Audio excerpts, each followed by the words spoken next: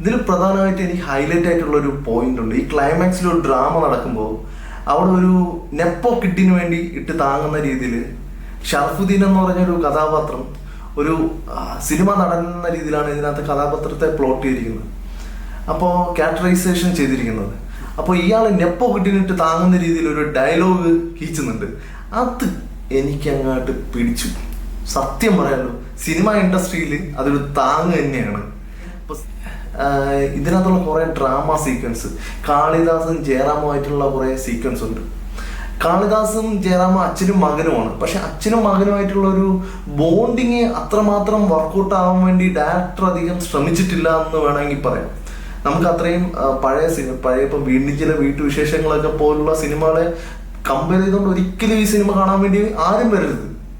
ലോഹിദാസിന്റെ സ്ക്രിപ്റ്റിൽ Sathyan Anthikad direct ചെയ്ത ആ സിനിമകളെ പോലുള്ള ഒരു സിനിമ നമുക്ക് ഇനി കാണാനേ കഴിയത്തില്ല. അപ്പോൾ അതൊക്കെ ആ ബോണ്ടിങ്, അച്ഛനും മകനുമായിട്ടുള്ള ബോണ്ടിങ് ഒന്നും വെച്ച് കണ്ടിട്ട് ഈ സിനിമ കാണാൻ വരരുത്. കാര്യം ഇതിൻ്റെ ലാസ്റ്റ് ഒരു ഡയലോഗ് അതിലെ ഒരു മെയിൻ ഡയലോഗ് തന്നെ പറയുന്നുണ്ട്. അപ്പോൾ എനിക്ക് ഡ്രാമ സീക്വൻസ് ഒട്ടും കണക്റ്റ് ആയിട്ടില്ല. ഡ്രാമയൊക്കെ എനിക്ക് ഭയങ്കര ഫെയിലർ ആയിരുന്നു. അത് അഭിനയത്തിന്റെ കുറവ് തന്നെയാണ്. ഞാൻ ജയറാമിനെ അല്ല, കാളിദാസ് ജയറാമിന്റെ ഒരു അഭിനയത്തിന്റെ ഒരു അങ്ങോട്ട് സെറ്റ് ആയില്ലെന്ന് വേണമെങ്കിൽ പറയാം. ഇതിനകത്ത്